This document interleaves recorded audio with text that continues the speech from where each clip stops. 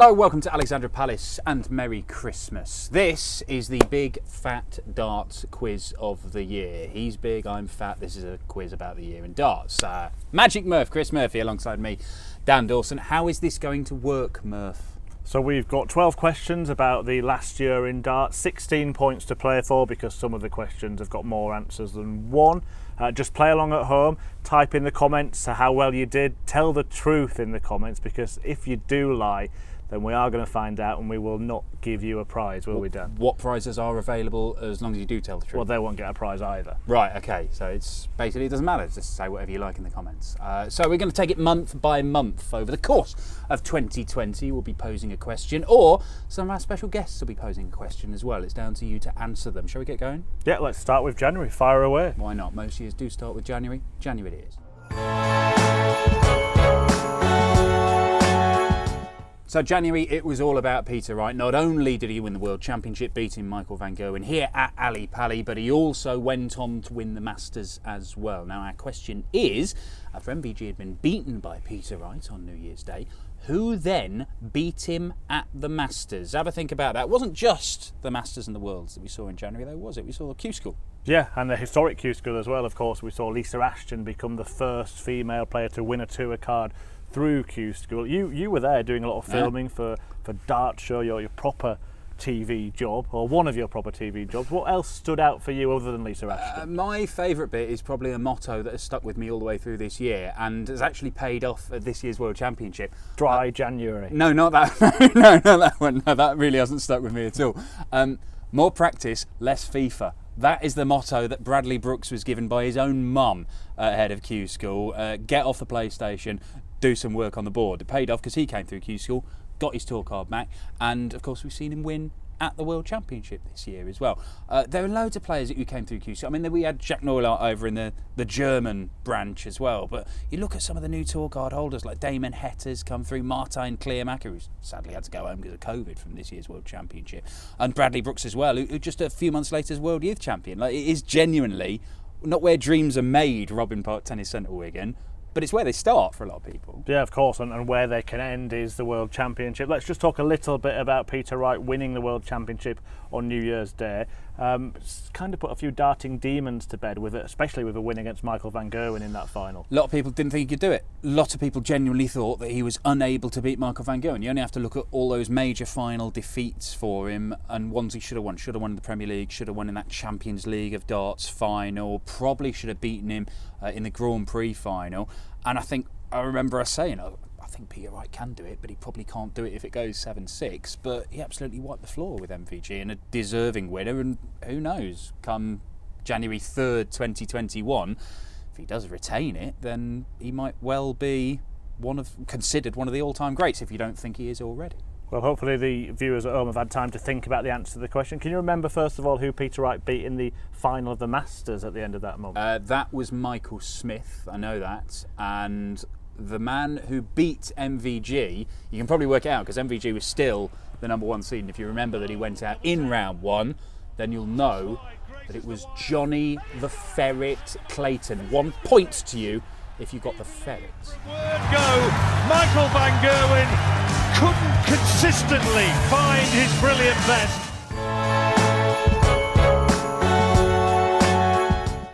So the Big Fat Darts quiz of the year started with a ferret. Johnny Clayton, the answer for our question for January. How about February though? Well, we're going to bring in first of our special guests. February saw 6 Players' Championship events played in Barnsley and Wigan. It saw the start of the Premier League as well.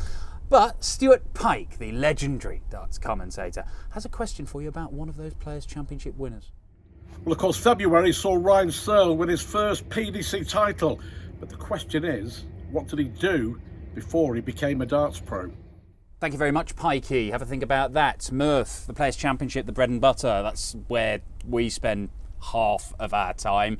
Good stuff. That is where you get clues as to who's going to do bits over the course of the year, isn't it? Yeah, Ryan Searle, the man who Pikey's question is on, a first win for him, beating Michael van Gerwen in the final, absolutely superb. I'll give viewers a little clue to the answer to this question. Only ones that live in a small village in Huddersfield might be helped by this, but it's a job that I used to do myself. Were you any good at it? Or not? No, and there's a reason why I wasn't good at it. We'll come on to that as well later on in the show. Yeah, but you've done many jobs. Like when you used to be a DJ in a pub. Pub DJ, yeah, Victoria DJ. Park, Meltham. Yeah, Rock on. okay. Yeah, but they won't remember you because most of the time you didn't spend a lot of time in that pub. Pre-mix CD, put it on, go to another pub. Because it was cheaper to have a drink there. Yeah. Well, right, okay. Of course, Yorkshireman. Right, okay, yeah, good. And the start of the Premier League with a couple of new faces in there, Nathan Aspinall and Glenn Durrant, who, as it happens, keep watching, you might want to pay attention to over the course of the Premier League campaign. Yeah, really interesting start to the Premier League season. Of course, it was a unique season, a unique year for all sorts of reasons, but they certainly made a massive impact, as we'll come on to. Nathan Aspinall and Glenn Durrant had already been contenders, challengers, whatever else we want to call them, and certainly deserving of their spots proved to be the case. And even in those Players' Championship events, when you look back, you can go on the Dart Connect system and find out, but you could see it if you were watching it on PDC TV. We were watching it, we were commentating on it. Not just Ryan Searle winning a title, but look at the other top performers, the guys who were chucking massive averages. Devon Peterson was doing bits. Dirk van Dijvenbode was playing better than we'd seen. Those tournaments there, it's not just giving you a clue, it was an indication of what would come in 2020. Can you remember, though, who won the first one? I can, because it came out of a clear blue sky, didn't it? It was Gary Anderson. It was Gary Anderson, Yeah. which was not really an indication of what was to happen in 2020. But yeah, you're right, you can look at that Dart Connect system and see which players are going to go on and do well. Some of them will, of course, feature in our questions because of the success they've had in 2020. So yeah, really early signs before it all started to go a little bit different this year, unfortunately. But those players that won early on, the likes of Peter Wright, Ryan Searle, the man that we're going to get the answer to that question for in just a moment, in a way that only Stuart Pike can deliver. Yeah, okay, well, he's obviously now a title-winning dart player in the PDC. We know he wasn't a pub DJ like this hairy clown, but Pikey, what did Ryan Searle do? Of course, the answer is he was a window cleaner. Yes, of course he was. He was a window cleaner, as Stuart Pike would say. A window cleaner! Why were you a bad window cleaner? Scared of heights, actually, Dan, so I used to specialise in bungalows. Bungalows, fair enough. Right, February done. Point for you if you got Ryan Searle as a window cleaner. Let's move on to March. So that brings us to March, where Gerwyn Price won the first European Tour event of the year. We also had Michael van Gerwen winning the UK Open. We had some Premier League nights as well, and our question for March is who threw the last dart in the Premier League before lockdown spoilt the party?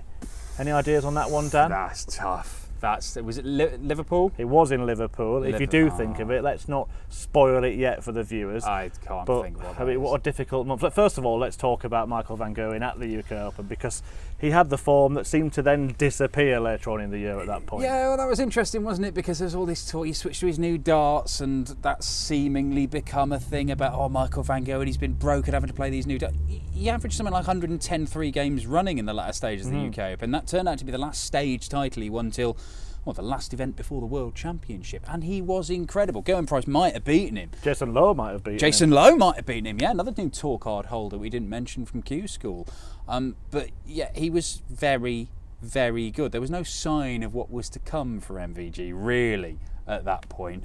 That was our first ever Euro Tour in Belgium, the one that Gerwyn Price won. And Dirk van Dijvenbode was amazing in that, went all the way to the semi-finals. I think that's probably the moment that Dirk van Dijvenbode broke through, and it's certainly where the term Obergenius was coined for the first time. And in terms of a gimmick, the Dutchman has taken that and run with it quite a long way now. Yeah, we had some early signs from the likes of Dirk van Dijvenbode. Unfortunately, we also had some early signs of what might be to follow for the rest of the year. Can you remember being around darts, around Liverpool Premier League, when it was all starting to get a little bit worrying with what might happen with the coronavirus pandemic? I remember being there and we were wondering how many people had turned up, because it was all just sort of starting, but it was still a really healthy kind of turnout, and then it all just came to a shuddering halt. It was really, really strange, and that feels about 4 years ago now. It's certainly a completely different world, and yet we still had darts that continued afterwards. Yeah, it wasn't the end. This isn't the end of the quiz, but who did throw that last dart in the Premier League? Well, let's get the answer, shall we? Let's find out. He's never looked like winning this game, has he? He was really hit by some heavy artillery from Aspinall ever since then. 72 remaining, treble 16 for double 12. Yeah, Can he see that? I think he's going 36. Yes. 4, 36. That is 36 for 36. So yes, it was Nathan Aspinall the answer to that question. Damn it! 88 finish to get a draw against Gary Anderson, and now that did bring, as Dan said earlier, a shuddering halt to everything, and it seemed like there would be no darts to be played for some time, but the PDC just found a way, didn't they, Dan? And they condemned you to how many days was it in your basement? It was 43 in total. Thank you, PDC. Thank you. Superb stuff. But you did win an award for that in the end, didn't you? Yeah, we did. It was an innovation award, so that doesn't actually say... That says it was a great idea, but it doesn't actually make any reference to how well it was executed, which is perhaps fair, because that was a tournament. I've never, ever been at a darts tournament, like working in commentary or whatever, doing radio updates, and then had like a housemate walk in trying to get a bottle of milk out the fridge at the same time, or accidentally broadcast across Australian TV smoking my e-cigarette at early hours in the morning, which happened at least twice. And we had one night where there was a John Henderson yoga mat that I'd bought for one of my colleagues as a gift to say thank you for doing all this work on the home tour, that inexplicably we accidentally ended one of the home tour nights with a lingering shot of the Hendo yoga mat, which is some of the finest darts merchandise you can find. Might be one of the reasons why you got the award. But this is the big fat darts quiz of the year, so we do have a question, and there is only really one man that I can ask to ask a question about the home tour. It is over to you, Kai Fan Lung. Hi, I'm Kai from Hong Kong. There were 3 170 finishes hit in the original home tour. I hit one of them. But who hit the other 2? Kai Fan Lung there asking a question which we'll get the answer to in a minute or two. Dan, can you remember what was special about Kai Fan Lung's night in the home tour? You were commentating on it. Yeah, well look, Kai Fan, or Kevin, or Fat Beauty, he goes by many names, bases himself up round sort of St Helens, Liverpool, because he's got a cousin there. He does a really good Scouse accent actually. He can say brechi, and calls people la, like that. He learned that basically off Stephen Bunting.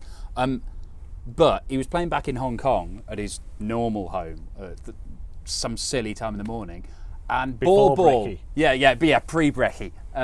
Ball, his dog, made an appearance. I think that's the only dog we had turn up on the home tour. Damon Hetter's dogs, you could hear them, but they didn't come and say hello. Ball was an actual star of the home tour. It caused a bit of a stir, didn't it? Was it the first live sport to emerge from There was us. coronavirus? There was us and Belarusian football. I think that's literally the only sport that was going on at the time. And other interesting stories, Gary Anderson's Wi-Fi, I remember, hindering him competing in it. He got that sorted later on, didn't he? Yeah, he did. Like, that was the only time that anybody's been unable to take part in a darts tournament because they didn't have good enough Wi-Fi, but then they fixed it with some magic little box from some company whose name I forget. But yeah, he managed to play and did really well in it as well. I'm trying to think who else we had involved in that. I mean, there were so many. We had the home tour was great, and it was great to have darts, but the amount of technical things that can go wrong And did go wrong. Keegan Brown completely dropped out for a night because the Isle of Wight just cut their entire internet off for the night. We had Darius Labanauskas unable to use the Dart Connect system, which led to me shouting at a Lithuanian man repeatedly for several minutes over a dodgy internet stream. It was a strange tournament, and Not it for was the first time. No. It was a strange tournament, and don't get me wrong, I enjoyed it. I thought it was great. It was award-winning. Let's not do it again, please. Well, what happened to you at the end of that? Anyway, you were in your basement for those 45 days, did you say? 43 days. And what was it like, just coming out of a cinema after watching a 72-hour-long film? What happened? Did you have a big beard and all that kind of thing? Yeah, I mean, I've not really fully integrated back into society since Murph. So yeah, I'm slightly broken, but I'm talking to you, so I'm always going to be like half a little level above you in terms of socially acceptable. True, but you might need a little moment, Dan, and I might need a little moment to just have a little word in your ear, and we will get the answer from Kai Fan Lung himself. The answers are Simon Whitlock and Keegan Brown.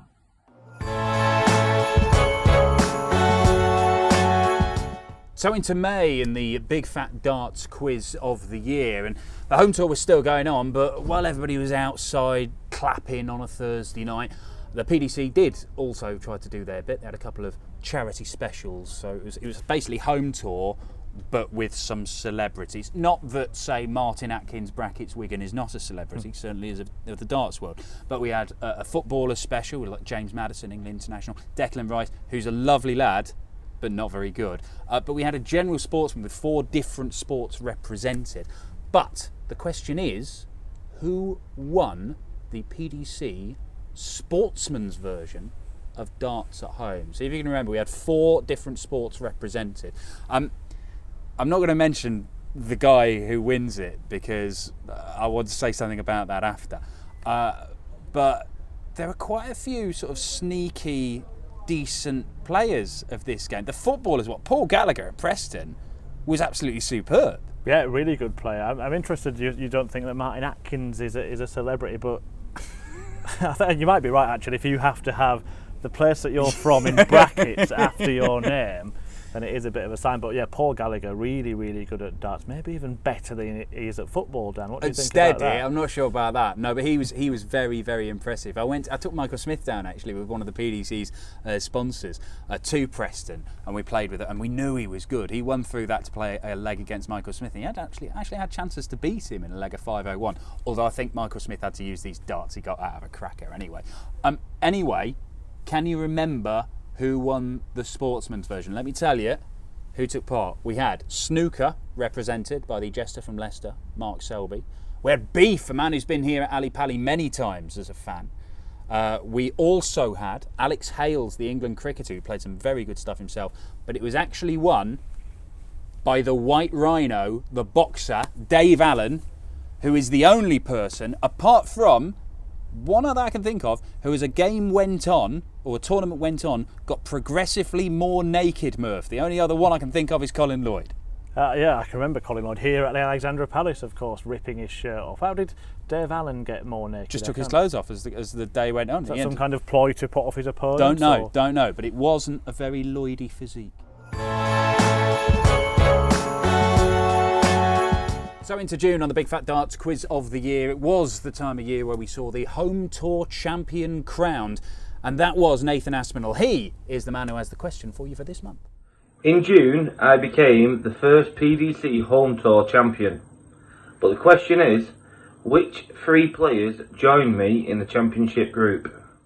Well, there you go, Murph. The home tour champion. He's won in Barnsley, he'd won in his kitchen in Stockport, he'd won in Vegas, he'd won at a Butlins. He just wins all over the place. Yeah, and he created his own little trophy ceremony, didn't he? He got a plate from his kitchen and lifted it above his head and celebrated. Is he getting a special trophy commissioned, or the PDC doing something for him? Yeah, no, the sponsors, Low Six made the trophy. He still hasn't got it.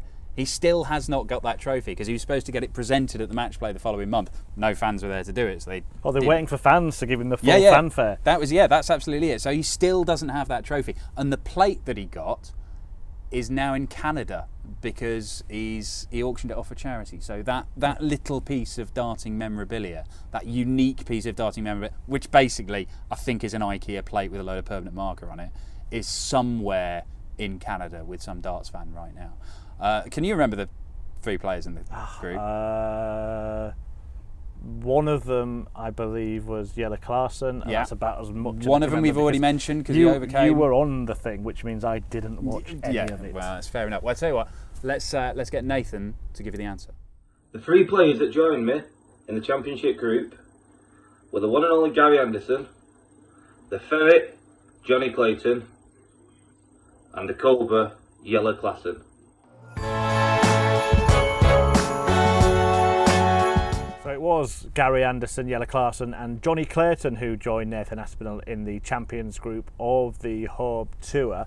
But Dan, we got proper darts back in July when the PDC arranged for the summer series. We also had the World Match Play, and the question for this month is in the World Match Play because Simon Whitlock beat Michael van Gerwen after a horrendous run against the world number one. It was at the time the longest losing streak of any current pair of players, or a current player in Simon Whitlock's case against another one. And the question is, how many games was that losing run?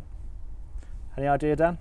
It's a lot. I think it's more than I think I know. Actually, I can tell you I know that it stretched back to 2016. Yeah, and there's some heavy defeats there. Look, Dimitri van den Bergh won the World Match Play. Could you see that coming? This is the weird one, isn't it? I mean, I know that everybody was making a big thing about darts behind closed doors. We had our first taste of fake crowd noise. But there were genuinely points in, say, the match play. I remember watching Adrian Lewis play. Brilliant at the match play. That's probably the last time we saw him play really good stuff on a big stage, to be honest. But Adrian Lewis, I remember at the match play, was up there playing brilliantly, took out a big shot, turned around to celebrate, and has given it some to the fans, and then realised they weren't there. Like the players were genuinely getting carried away with the whole fake crowd noise. So yeah, it was different, but it wasn't completely pointless. Yeah. It was much better than playing in the sterile environment of a Pro Tour. I think they did a great job, the PDC, Sky Sports, everyone that was involved in setting it up, as they have done throughout this, in making it have the feeling of a major tournament in the way they've set up the stage and the backdrops and all those kind of things. The wall of champions that they've had at a lot of the events is a really nice touch. Do you think that Dimitri was just the player who dealt with the new normal? I know you hate that phrase, so I'm going to keep saying it, but do you think he dealt with it the best? I mean, look, he'd spent lockdown, remember, at Peter Wright's house. Yeah, of course, yeah. So he'd it was literally, just to go back, that's literally because he couldn't get out of the country. He couldn't get home. So we had the last Pro Tour weekend, and he couldn't get home. So he went to stay with Peter Wright, and he just stayed there, and he practiced, and he lived with him, and he was mucking out the chickens and stuff like that. He actually also he's arranged. Peter Wright was showing me this. He's arranged all of Peter Wright's sets of darts. How many? He's got nearly 400 sets of darts all around his darts room, and that's basically just because Dimmy's gone and he had a lot of time on his hands and has organised them. But something has happened to Dimitri van den Bergh. We'd seen him throwing massive averages before. We all knew he was a big stage player. I mean, he made the quarterfinals of this before, and a World Series event final in front of an enormous crowd. So it's not like he can't play in front of crowds. We knew that. It's just that it all clicked for him, and yeah, I think he adapted better than anybody else. Quick word on the summer series that happened before the World Match Play. One of the things I really liked about that was it almost became a little last chance qualifier for the World Match Play. 5 events all in a row, and everyone in those events had a chance at the start of the week of getting to the World Match Play. Yeah, and a real intriguing battle, as it had been all the way through the year, with the top 3 all going hammer and tongs at each other. Wright, Van Gerwen, Price.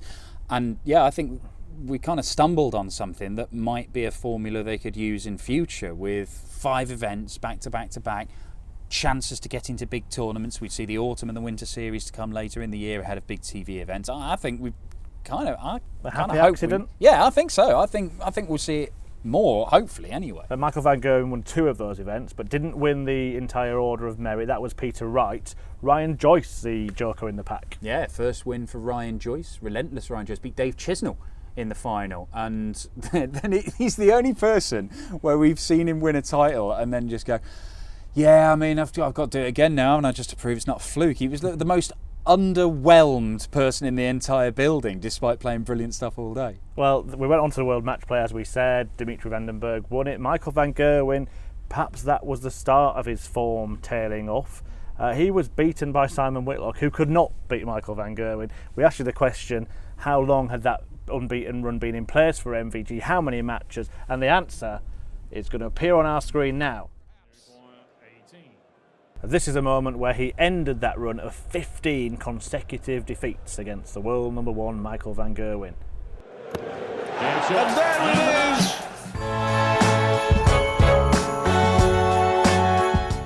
So yes, Simon Whitlock beating Michael van Gerwen there at the World Match Play. Michael van Gerwen returned as the Premier League returned, Dan. He didn't have a very good time, but we have got a question about the Premier League when it returned in Milton Keynes for 6 nights, and we've got a former Premier League participant in Mark Webster to ask it. The Premier League returned in August for 6 nights in Milton Keynes. Current world champion Peter Wright hit the perfect 9-dart finish, but who was it against? Thanks, Webby. Yes, Peter Wright having a 9-darter, Dan. But let's talk about Michael van Gerwen first, because this is where we really start to think that he's really struggling now. Yeah, absolutely. I mean, for a bloke who'd won the league phase every single year in which he'd competed, then not making the playoffs was unthinkable. Finishing 6th is... Was it the crowds? I'll put you in a spot quiz, quick fire round. Was it the crowds? No. Was it the darts? No. What was it? Michael van Gerwen, that was the problem. I mean, that's what we've been saying all along. But, you know, one bad spell, however long that spell is, does not, you know, ruin a player. Certainly not of the calibre of Michael van Gerwen. The question that Webby's posed about the 9-darter, you've got to remember, Peter Wright nearly hit a second 9-darter the night before. Mm-hmm. Could it hit 3 in about 4 days? I think he missed the double twice. If I remember rightly, was there a bounty on 2 9-darters at that point? Yeah, £50,000 for anybody to hit 2 9-darters over the entire season. Michael Smith, of course, had hit one very early on and was desperate to get it. Peter Wright looked like he was going to steal the 50 grand. What was never actually clarified, and Michael Smith was a bit worried about this, is whether there'd be 2 lumps of 50 grand or whether they'd have to share it, like if Peter grabbed it. But it genuinely felt like it was going to happen, because Peter Wright was playing some of the best darts we've seen all the way through the year in that little spell there. He looked unstoppable. Yeah, he did. Well, Peter Wright hit the 9-darter. Let's go back to Mark Webster to find out who it was against. The answer is Super Chin, Daryl Gurney. Missed the double 12. Can he get another chance? Redemption. Treble 19.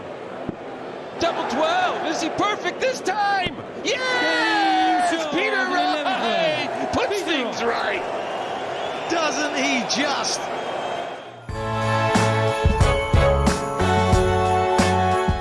So you get a point if you said Daryl Gurney was the man that Peter Wright hit a 9-darter against in the Premier League. And for September, we are sticking with the 9-dart theme as the question. Here it is. It comes from the Autumn Series. Who hit a 9-darter? This was the Autumn Series, the 5 Players' Championship events that were played in Niedenhausen, where we got a whole hotel to ourselves. It was quite nice, wasn't it? Everybody was sat outside having their dinner of an evening. Yeah, it was the best bubble that we've had. We had plenty of space. Paul Nicholson, of course, joining us for commentary for the first time in the Summer Series on the Players' Championship events, and he was a welcome addition to the team. The answer to this question is going to involve Paul Nicholson. Does come out with some wacky things in commentary from time to time, doesn't he? Yeah. There's been a lot of the thing is with Nico, he does make a lot of references that I've just got absolutely no idea. Like wrestling, I don't know. He say it's just like Macho Man Randy Savage coming off the top. I've got no idea what he's on about. We also saw the World Series finals this month, and that is actually the biggest crowd we've had in darts since the UK Open. So we had nearly 1,500 people there in Austria for that, where Gerwyn Price, of course, just continued this incredible winning streak. I mean, he was really the man to beat at this point, I would imagine.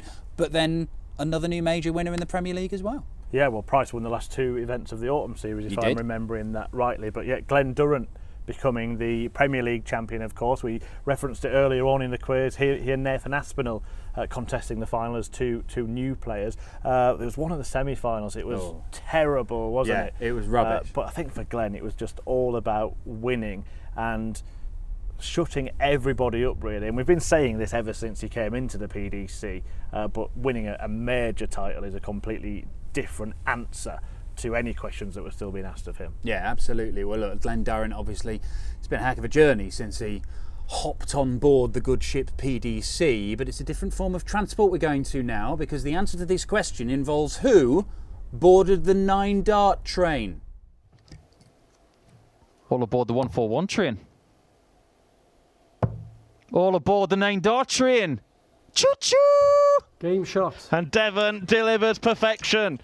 Well, it has been coming for Devon Peterson. The amount of 180s he's been hitting, it was always going to be an opportunity for a perfect leg. And Peterson is perfect here at the Autumn Series. All aboard the 9-dart train. Paul Nicholson there with one of the standout lines of commentary that we've had so far this certainly year. off the rails there, wasn't it? Yeah, and that brings us into October. You get a point if you said that Devon Peterson boarded the 9-dart train in September at the Autumn Series. In October, I mean, there was loads of stuff going on. Gerwyn Price just carried on winning at the World Grand Prix, took that title. Dirk van Dijvenbode beaten in the final. These same names keep cropping up again, don't they? Some incredible years for some of these players. Devon, Dirk, Gerwyn Price. What else did we see in October? We had a couple more names, Jose de Sousa and Joe Cullen winning European Tour events as well. Both beating MVG in the final. Yeah, and Cullen doing it almost a year after he'd done it for the first time. De Sousa have just been getting better and better and better, and we'll see how good he can get when we move on to the next month. But yeah, that Women's Series event was the most significant of all the darts that was played that month. It was a first, and we're going to get our question for this month, and it comes from the excellent new addition to the Sky presenting team, Emma Payton. Fallon Sherrick failed to qualify for this year's World Championship after losing out on legs 1 to Dieter Hedman at the Women's Series. But exactly how many legs did she miss out by? Thank you very much, Emma. Have a think about that one. Murph, you were there, you were commentating. I was actually at the Euro Tour. Was that the Joe Cullen one? I think it was the Joe Cullen. Maybe it was the Jose one. I think it was the Jose one. It was the Jose one. What was it like there? Really, really good. I thought it was a good success. There were 3 standout players, obviously. When Mikuru Suzuki decided not to play in that, or couldn't play in that, everyone seemed to think it would be a kind of foregone conclusion that Lisa Ashton and Fallon Sherrick would be excellent, which they were, and would qualify, which they didn't. Now, obviously, that's part of the question, but Dieter Hedman really did rise to the challenge. Yeah, but then, I mean, say, players like Corinne Hammond was dangerous as well, wasn't she? It wasn't just like a straight shooter. Those 3 were kind of separated from the rest, but there was a little best of the rest. Yeah. In fact, Fallon's sister was in that section. I didn't even know Fallon's sister played, to be honest. Twin sister as well. They've got different surnames, so that's a bit of confusion around that for people looking might not see it. But yeah, she was really good. A few good performances from the likes of Lorraine Winstanley, as you say, Corinne Hammond, Tracy North, Richard North's wife. The North household winning some games in PDC Darts in 2020. A nice thing to see. Absolutely.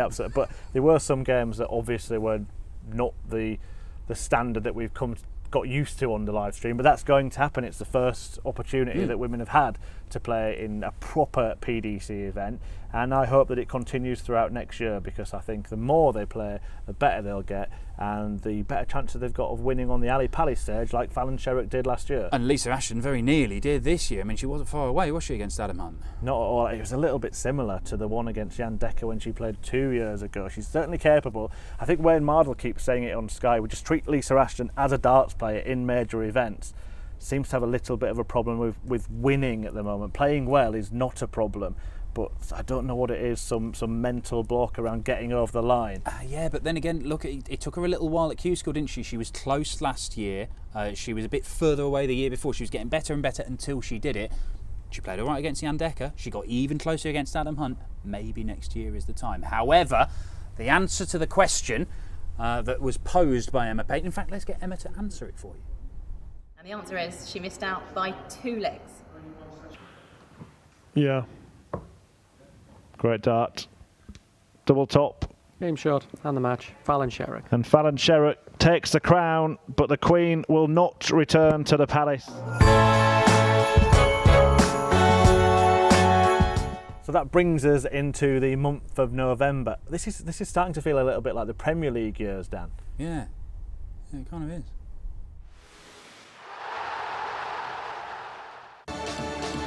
November saw the aftermath of the US elections, with Donald Trump declaring "Stop the count." While in Coventry, a man who couldn't count, Jose de Sousa, still became Grand Slam of Darts champion.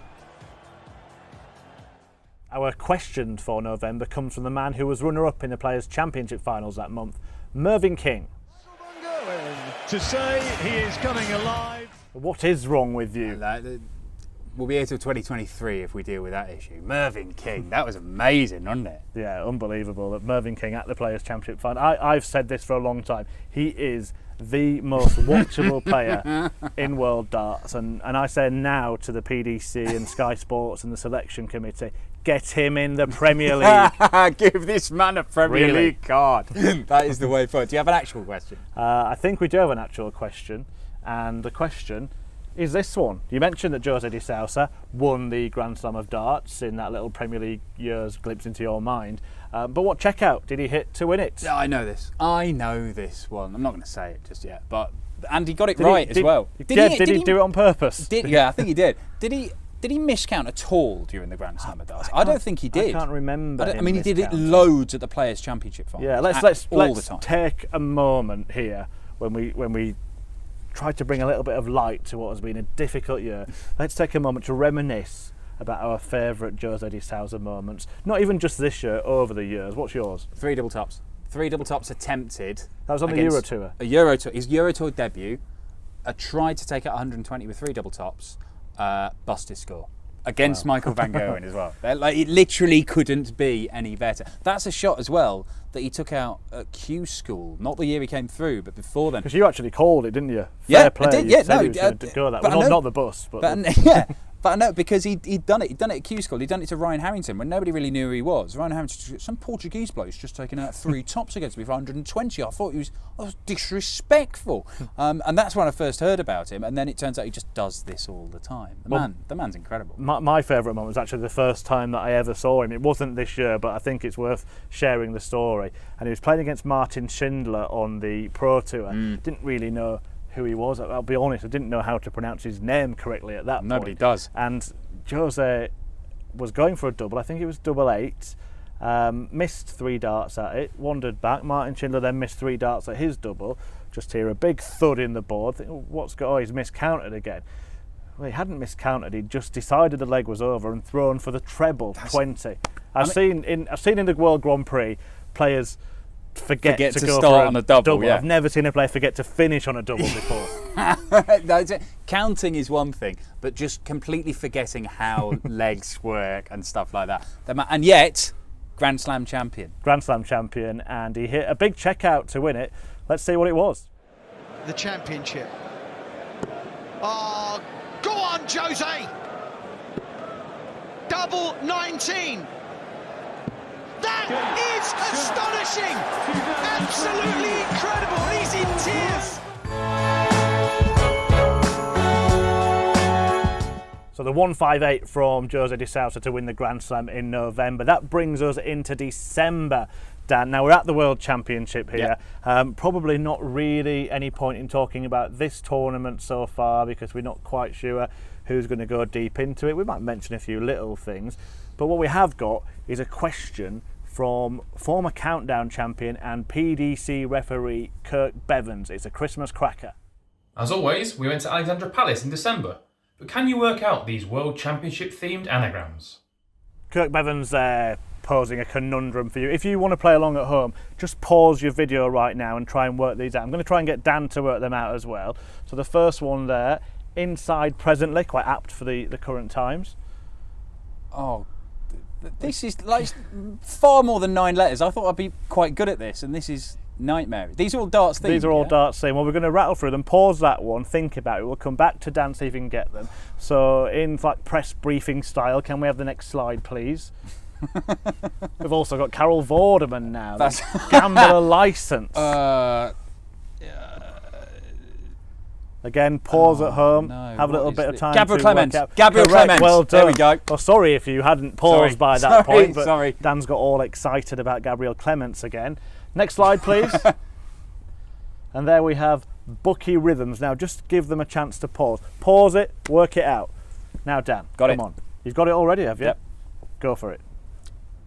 Kim Hybrex. I bow to you. Kirk Bevans himself took about 10 minutes to get that. Countdown Octo champ, have that champion. One. Excellent. It is Kim Hybrex. Can you remember the first one again? Inside presently. Inside presently. Inside presently. A massive long name. Well, look, we're going to go to all the answers now. 2 of them we've already got, but inside presently with the first one. It's your last chance. Let's see it again. Inside presently. Did you get this at home? Dennis Priestley. It is Dennis Priestley. Let's see it. Dan has got the clean sweep. He's the new Countdown champion, Kirk. Dennis Priestley. The second one was Gambler License, which was, of course, as you got it, Gabriel Clements. And the third one, Bucky Rhythms. Kim Hybrex. The brilliant Belgian Kim Hybrex. That's that's the best we could do, spelling it out. Right, okay, I don't care, I beat Bevins. Well, that kind of brings an end to the Big Fat Darts Quiz of the Year questions. So yeah, 16 points were up for grabs. Comment below, let us know how you got on. Don't lie or do whatever you want to do. What can you win, Murph? Nothing at all. Absolutely nothing. Absolutely nothing. Well, that's it from the Big Fat Darts Quiz of the Year. I hope you've got a clean sweep in that. If you haven't, then who cares, because you don't win anything either way. But just leaves time for myself and Dan and everybody at the PDC to wish you a very Merry Christmas. Stay safe, look after yourself and others, and rejoin us for the conclusion of the World Darts Championship, where there is one question left to answer: who will be the first world champion of 2021?